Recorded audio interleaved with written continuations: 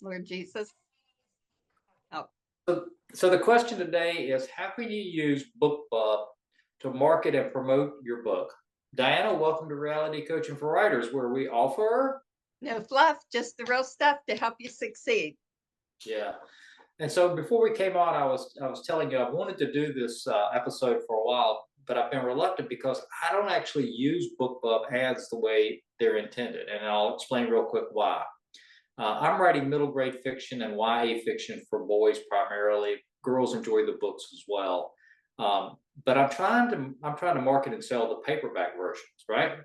Right. Because for the most part, I mean that's my market. I want kids to have a hard copy in front of them and read a book, not read on a screen. That's kind of a passion of mine, right? And BookBub is set up to promote and market ebooks. Mm, That's its focus, right? So I'm coming at it from a sideways perspective. I'm trying to get parents and librarians and teachers and people like that, maybe to try the ebook, sample it, perhaps, but primarily just to buy the paperback version. So I'm using a good tool in a clunky way, and I'm just being upfront about that. But we're gonna delve into how you can use it the right way, because other than writing for YA middle grade, BookBub would work really well just to the way it's set up. And I hope that didn't confuse you too much. Tell me, does that make sense a little bit? I think so. So what Eddie, what you're saying is we can recommend BookBub to our clients that have books because it is a great promotional and marketing tool, right? Yeah. Yes. Okay. Yeah. All Yeah. right. Um, and so I'll just jump in and tell you, because of the way I'm using it, and because I always try to do the advertising at the lowest price possible, at the lowest price point. In other words, I'm not willing to waste money selling books. I've got clients who are willing to throw a lot of money at a book, and they don't care whether they make money or lose money, because they're making it on the back end on speaking engagements, right? So if their Right. book if Right. their book's successful, they're going to make $10,000 at a speaking event. If they spend $1,000 and lose it on a book, no problem, as long as they look like a rock star, right? So for them, the book is a marketing tool, but I can't afford to do that. So when I advertise, I have to be able to justify the ad. If the ad's costing me money, if I'm spending money and not making it back in book sales, that I can't keep doing that. I just don't. So for BookBub, I always go with the per click option. By default, BookBub has the per impression option. And so if you're listening, watching this episode, that's something you're going to want to pay attention to when you set up your BookBub app. And for me, I recommend going with the per click option. And what that means is that every time somebody clicks on your ad, you're going to be charged for that click. Okay. So if you're tracking with me, it's going to be per click. But my goal is to actually get as many impressions as I can. And here's why. Because in the ads that I'm running, I have the name of the series and I have the web link, the URL link for either the Pirate Preacher or eddiejones.org in the ad. So that if 4,000 people see the ad and nobody clicks on it, but they keep seeing the series and the URL, they may later go to the URL, and it didn't cost me anything for that. Does that make sense, Diana? Kind of what I just explained. Tell me if that makes sense. It does, because we know that repeated citing of something increases our desire to check it out. So Yeah, that's yeah. right. And I was a little concerned at first as to whether or not this violated BookBub's advertising rules, and I can't find anywhere where it does. You are allowed to have an external link that goes to your website. You don't have to go to Amazon all the time. You can go to your website and drive traffic there if you're promoting. You have to be promoting a book. You can't just be promoting Right. your website. You have to promote a book. But as long as you're promoting the book, you can drive them to your website and they can buy the book there. I mean, they don't have to buy it from Amazon. They can buy it from you directly, right? So I don't think it violates anything in the BookBub policy, but it is a way of just constantly promoting the brand of Eddie Jones and the Pirate Preacher over and over again with these ads. So I'm saying all that because, right up today, we're like 5 days into the month. I've spent on BookBub, I think it's like $1.20 per clicks, and I've got probably now about 80,000 impressions spread across 25 different ads, or maybe more than 25 ads, right? So 80,000 impressions, the people that might have seen the ad, spending a buck and a half, it's not that big a deal to me. So Okay. What are your thoughts on that? Is it Well, like you said, each of our clients have different budgets to work for, but what are some of the other packages that maybe you would recommend a client that how would they drive, I noticed like they talk about book deals. There's a way to advertise specifically under the special deals. So have you ever used a book deal? Yeah, the book deals, I don't even worry about that anymore because I can't get in. The book deals are the ones that go out to their newsletter list each morning or each day, right? That's the one that if you can ever get into their deals, you're going to get your money back and a whole lot more, and you're going to make your book a bestseller for a day or two. But it's going to cost you $600 or $700 or $800, maybe $1,000, and the odds of getting in are less than 2%. So only 2% of the people that submit their book to be a deal, only 2% ever get picked up. So okay, now let me clarify this for our listeners. So what you're saying is you submit, and then if you're picked up, then you pay the price, right? You're not paying $600, $800 just on the chance that you'll get picked up. Is that? Once your book, if they select your book, then you have the option of finalizing the deal and paying the money up front. Okay. And then they'll run the promotion. It's just when I was running LPC, I don't know, I probably tried, I don't know, at least 50 times to get books into BookBub deals, and I think we may have got 3 or 4 in all that time. They're so selective that I have given up trying to get any of my books in there, because you got to have, now you probably have to have 500 reviews. They all have to be 4.8 stars. You have your sales ranking has to be. BookBub is promoting books that are already doing well. That's the bottom line. So if you're trying to break in, it's just not even an option. And that's why I go back to the ads. I have vacillated back and forth with BookBub on ads because you can't get in the deal, and I could never tell if the ads were making any difference. But at this point, because what's going on with Amazon ads, I have just gone back to BookBub and said, I'm just going to spend a lot of time there promoting the brand, promoting the series brand, promoting the books, promoting my brand over and over and over again. And that's a little bit of what I wanted to talk about today. Okay. BookBub is for readers. These are readers. Yes. Right? Now, Amazon, when you're running an Amazon ad, yes, in theory, you're promoting a book to a book reader in theory, but Amazon are dedicated readers. These are people that have signed up and given away some of their information in order to learn about deals, right? Wait, you said Amazon, you mean BookBub is dedicated readers. Yeah. Right. Okay, wanted to clarify. Yes. Thank you for that editorial correction. You're welcome. And so if you're trying to build your brand, and that's part of what I want to talk about today, is BookBub is a good place to do that.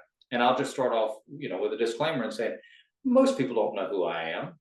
They don't know anything about me. They don't know that I've written 15 books and that I write for the YA market and the middle grade market. And if they do know that, they probably go, yeah, I don't care, right? Because I still don't really know who this guy is. So I have to build my brand. I have to let people know who I am, what I do. And I have found BookBub to be pretty good at doing that thus far. So what I do with what I've done recently with my ads, because I'm writing for the YA middle grade market, I am promoting to 3 categories with each ad.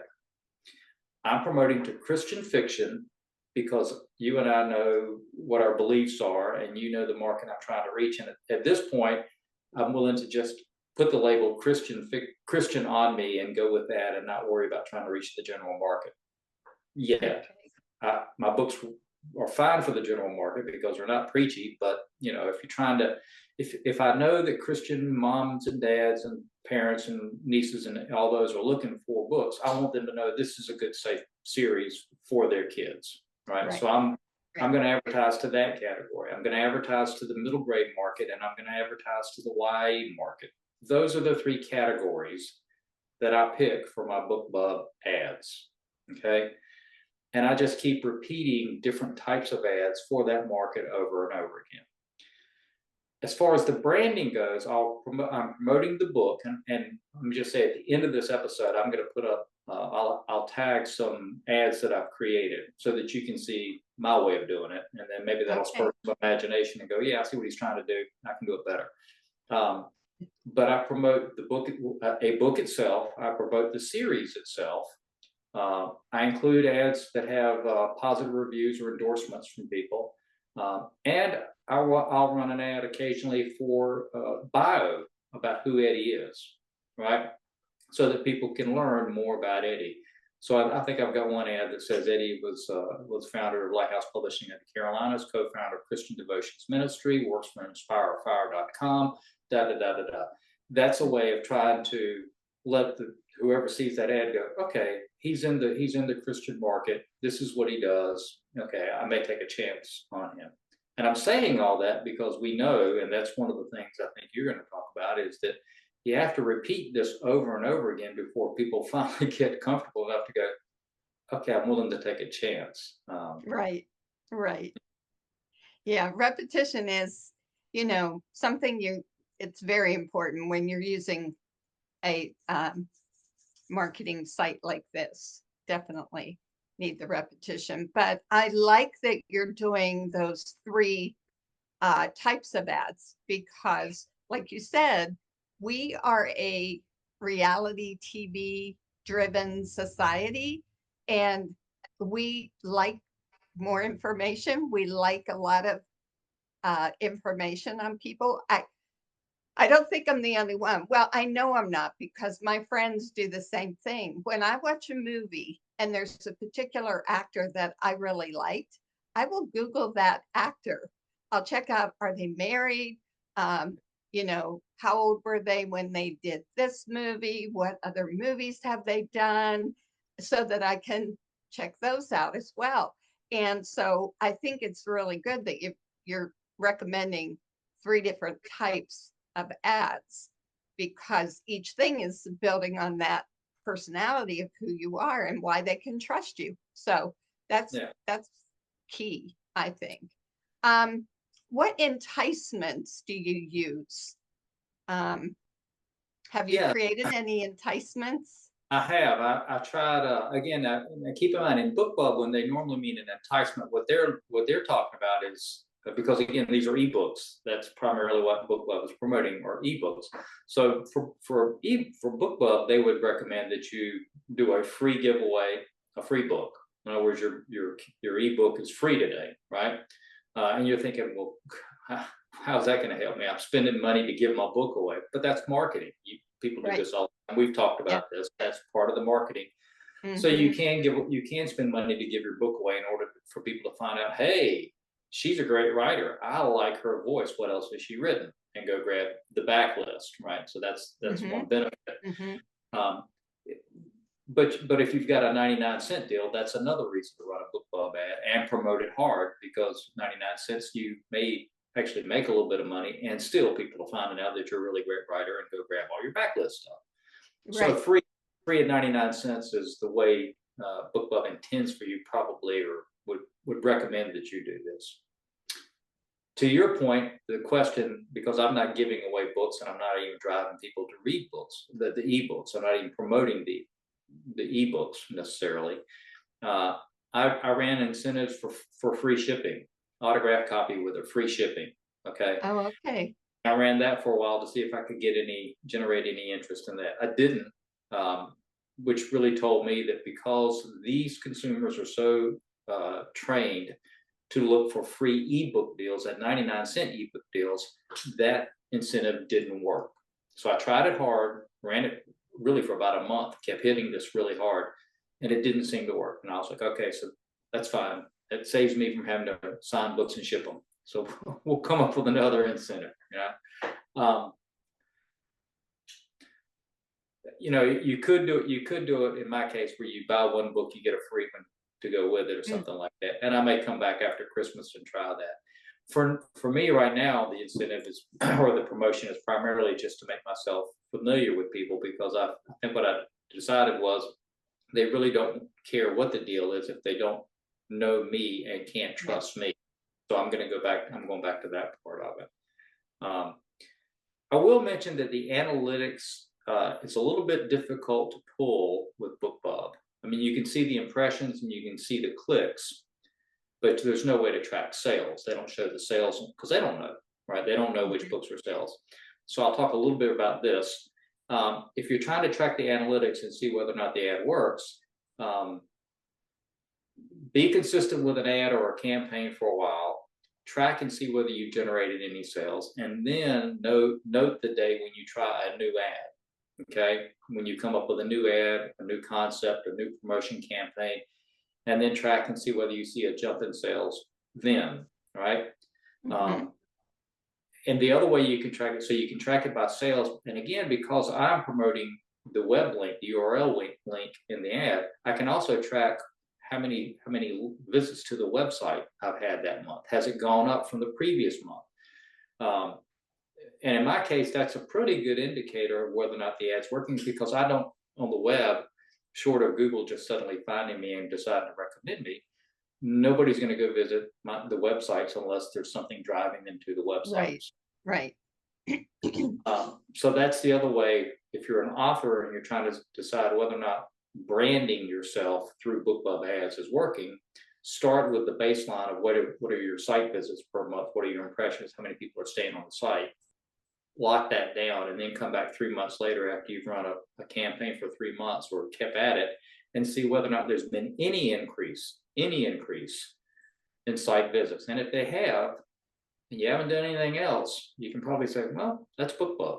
They're coming from that. And if it's working a little bit and it hadn't cost you a whole lot of money, keep doing it. Well, now I have a question for you, Eddie, because right now you're a self-published author. You're promoting books that you've published yourself. But I see a lot of New York Times bestselling authors on BookBub. And how do you, if you've traditionally published, how would you get your publisher's cooperation? Would you have to? I mean, or would it be? Yeah, I mean, I've seen some really heavy hitters on there: James Patterson, Debbie Macomber, and a lot of even Instagram Christian authors I know. They're talking about a contest on BookBub. And so how would that work? You having been a publisher, how does that work? Yeah, that's a great question. Because BookBub is one of the few, I mean, really, they were the only one up until Amazon decided to allow authors who have been traditionally published to promote their books through their Amazon Author Central account. In other words, if you're a traditionally published author on Amazon and all your books are in your bookshelf that you've written, then you can now open up an Amazon KDP. They call it KDP. It's not that you're self-publishing books, but you are now allowed to advertise those books through Amazon. And Amazon did that because they're going to make a lot more money with by selling ads. But that's a recent change. That was only like the last couple of years that Amazon opened that door for traditionally published authors to advertise their books. Meantime, BookBub has been doing that the whole time, and you don't have to have your publisher's permission. What you're doing is, I had a conversation this morning with somebody. They said, they finished writing a book. They had anywhere from $500,000 to $100,000 to market the book. I was like, you give me that kind of money, and I'm thinking BookBub, you're going to blow through that money on BookBub, but people are going to know about the book. Whether it sells or not, it's a different deal, but they will know about the book because you can blow some money through BookBub promoting that book. And you don't have to have the publisher's permission. They don't care. They're happy that you're out there spending your money to promote the book, that they're going to get the back end majority of the money anyway. Now, having said that, as a publisher, and I think most traditional publishers will say the same thing, we would like to see what you're promoting, your ads. We'd like to see the content of your ads, right? Because again, it's a branding issue. We want to make sure that it's a coordinated brand approach, that you're not diluting the brand or doing anything different. So that's just a caveat. If you're a traditionally published author, I would recommend that you talk to your marketing team at the house. Yeah. And bring them in, because they probably got insight in this that you don't have. So in the end, they're going to help you make the ads better. Good. That's great. So now you mentioned about 3 categories that you put your book under, but doesn't it always go under a specific genre? No, in fact, one of the approaches I have tried, and it's I can't say that it worked any better or worse than the targeted categories, but one is to have broad categories, which is everything in BookBub, everything, right? Now, again, because BookBub readers are specific to genres, they want to see things specific to them. That's it's an odd way to come at it, because it's like a billboard, Diana. It's like a billboard on the side of the highway. People going by, you have no idea what they're interested in, right? They're all the way to the beach. They may be thinking about a boat or a surfboard or a hotel or a motel. You don't know.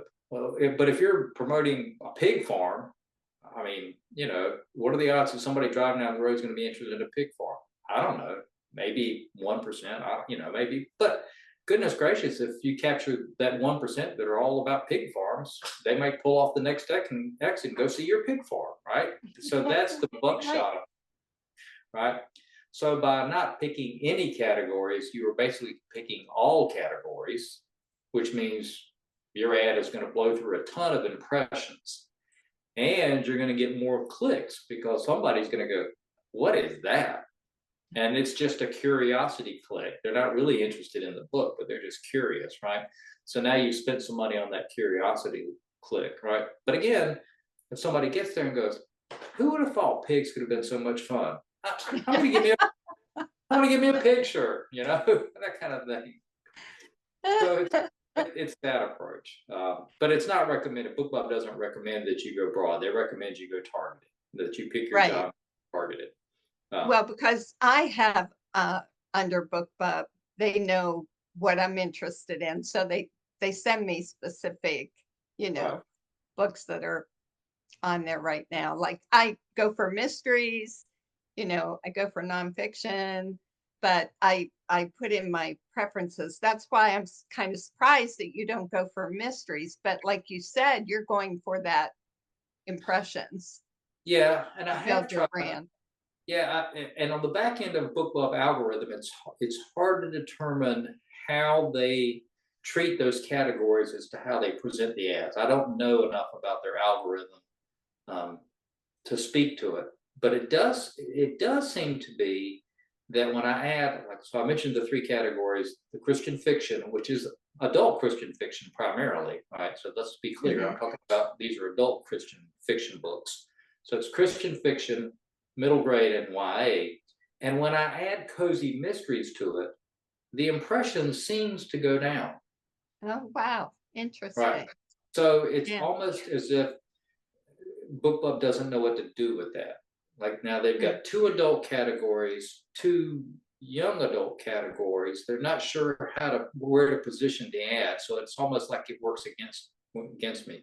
Now, probably in first of the year, I'll try cozy mysteries and middle grade, for example. I may put that combination together and see what happens there, right?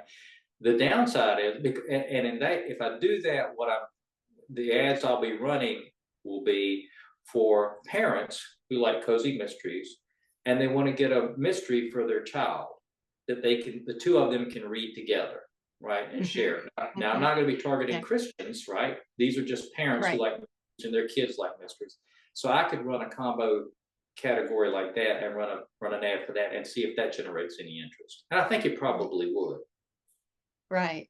Well, now, have you ever run an ad where you said readers of and use somebody famous's name? and then would like, you know, Yeah, I mean, I know BookBub recommends that, and smart people do recommend that. I've just been really reluctant to do that, Diana, and that's just because um, I don't like comparing anything I write to somebody else because I don't think I'm of that quality. Maybe I am, but it seems a little bit hubris on my part to go, well, if you like James Patterson, you'll love my book. I don't know that's the case, right? I can't say that.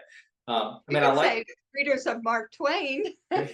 yeah, I could say readers of Mark Twain, I guess. I mean, Yeah. I like reading Dave Barry, and I like writing kind of like Dave Barry, but I hate to compare Mhm. myself to Dave Barry. I don't want to put something out there that somebody Yeah. goes, "Oh, he said he wrote like Dave Barry. This isn't anything like Dave Barry," because that's the comparison, right? So, Right. Right. so I would have to be very. I haven't done it to answer your question. I haven't done it yet because I haven't found a good way to do it where I feel comfortable that it's a good comparison yet. I have used things like if you've got a teen or tween who enjoys a good mystery, right? But that's not the same thing. That's not really what they're recommending. No. Right. Right. Right. Well, and it's interesting because as an agent, even in proposals, as far as the comparison section in a proposal, we would kind of advise don't compare your book to the number one person in that category. Go one tier lower and compare yourself with a good selling author, but we kind of did the same thing when we were advising them to compare themselves, because that's a pretty lofty thing to compare yourself when you're unpublished to somebody that is a New York Times bestselling author. So unless you really had the chops, I would tell the client, absolutely. I've read that person and you are right up there with them. Then Yeah, of I was sitting course, there but thinking if I were going to do it properly, I'd start out with if you like Tim Shoemaker's books, you may enjoy the Caden Chronicles here because if nothing else, I'd be promoting Tim's books, and even if right. they don't buy mine, they'll buy Tim. So good for Tim. Yeah. Wait, and Tim Shoemaker, for those listeners that are not familiar with him, he's a humorist as well. And just a real funny guy with some great titles. Yeah. Yeah, he writes really good YA, and Hmm. again being transparent. Tim and I have shared rooms at conferences for years, and I consider him. Tim's one of those guys. Rabbit trail. Tim's one of those godly men that I aspire to be, and so that's just I'll leave it at that. What else was on that bulleted list that we talked about before we came on? Well, and it just talked about fine tuning your pitch, like noticing what works, what doesn't. Um, you talked about consistent use, being consistent. And so when you talk about consistency, how often do do their ads run for a full month? How does it work? Yeah, so there's a trick to it if you had time to do it, and I did. I mean, I did this for 3 months. I ran 18 ads because I've got 15 books, but some of the books I would run 2 ads for per day. But I would run 18 ads each day, and that would get me the most impressions every day for those books. But at the end of the day, I had to copy the ad and then set it up to run the next day. So each day, I'm spending about 10 minutes copying the ad and rerun it the next day. Copy the ad, rerun it the next day after that. Copy the day. So it's a lot of work. It just became drudgery, right? But the reason I did that, Diana, is because it seems with BookBub that when you start the ad, that's when you're going to get the most amount of impressions. As it goes on through the month, they show it less and less and less, right? So Okay. to game the system, you have to rerun the same ad every day as if it's a new ad, as if it's a new campaign. I finally All just right. got tired of doing it. So now, the month of December, I'm just running the ads. Well, so I'm going to interrupt you a moment here. So what you're saying is you can schedule an ad to run daily for a month, but you're saying that you actually get more benefit if you just every day run the same ad, but fresh. So you're Yes. not scheduling it. You're just, now, are you paying each time though? Is there a difference in price? No, so say you get it's only if somebody clicks on the ad. So Oh, okay. it's and they're not. So it's just trying to get those impressions, and if they don't, and I want people to click on the ad. I mean, that's kind of the whole point. Is I do want them to come and learn about the book, and if they don't buy it, that's on me. But that's what I want the ad to do is to get them to come by. Well, one other thing you mentioned was add images. Where do you get your images? And Well, yeah, so I get mine off Midjourney because I create them. So I'll go into Midjourney and put in I need a character, a cartoon comic strip thing of this and get the images off that. now, is that something you subscribe to? Yeah, Mid-Journey. that's Midjourney is the AI, creates images thing. And we talked about this before. I use my picture, I use my image for, certain characters, right? Right. That way I don't have to worry about somebody says, well, you stole somebody's image. No, I stole mine and just said make a cartoon of me and make me look like I'm 15 years old with long hair and now I'm Ricky Bradshaw or Nick Cage or something like that, right? So I get my images there. I will say one other thing because I want to make sure we get this in. The other thing that I think does make a difference on whether or not people click on the ads, in addition to the visual of the ad itself, because you have the ad, there's a link that you're going to drop in, and then there's the text that goes with the link. And we didn't talk about this, and I want to make sure we get this in. That text that goes with the link, I think, is really important. I've read some about it, but I think it's more important than we realize. So, for example, if you're listening, play around with the text in that link that's going to go with the link, and you've got 40 characters to play with. And so if I put in 4.2 stars, award-winning middle grade mystery, if I could fit that into 40 characters and that's the text that goes with the link that goes with the ad, then people may be inclined to click on that and go, rather than saying a really fun, cozy mystery for YA readers or something like that. So that may get clicks, may not. I'm telling you all this because check that text. That may be the thing that drives the ads, drives the links, right? So play around with that as well, right? You may keep the same ad, keep the same link, and just keep changing that text to see if you get a good bounce out of that. So is that sort of like the meta description in a Word post? Yep. Like, okay. Yeah. And that meta description is right in the address. So that's what you're talking about, the address of your link. Yeah. And I only throw that out there because I don't spend nearly as much time on that I probably should. I do use AI chat to play around with that. I'll take 4 point whatever I just said, the 4.2 middle grade data. I'll take that, drop it into AI chat, and say, give me 5 alternative ways of saying this that might entice somebody to buy the book. And I'll grab all 5 and try the same ad, the same visual ad, the same link, and try those 5 different variations as 5 different ads and see if any of them get more impressions, any one of them gets more impressions and more clicks, right? And if it does, then that's the only variable that changed. I go, aha, so that's the text that enticed somebody to click on the link, right? Interesting. Yeah. So pay attention to that. That's great advice, Eddie. We're running out of time. What's your last? Well, yeah, I guess my last caveat is for BookBub, they seem to be willing to let you do things that maybe you can't do with Amazon. Meaning that when I say do things, meaning you've got more freedom with the ads. You can create your own ad, which you can't do with Amazon ads. It's you get the book cover and then the text, so you've got more freedom to play around with ad content, make things visually the way you want to. It can be fun, but don't spend so much time on it that you forget to write and take care of everything else. Well, one other thing is series. They said that series tend to do better.